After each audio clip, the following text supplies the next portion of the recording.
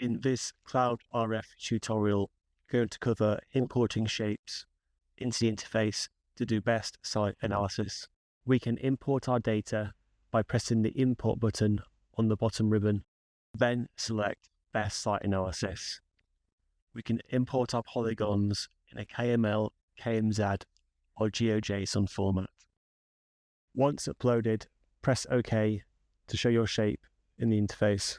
The system will now conduct 500 calculations within the given area, rating them by coverage.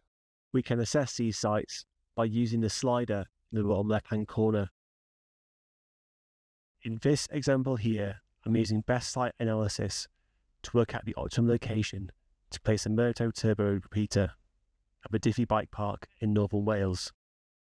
By using best site analysis, the system can do the hard work of finding the optimum location to place your transmitters.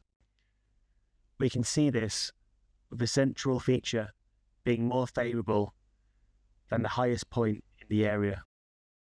We can now test this proposed site by placing a transmitter onto it and running a calculation. We can now see that we have a good amount of coverage for a single radio across a challenging site. If you would like to know more about best site analysis, please look through our documentation in the description below.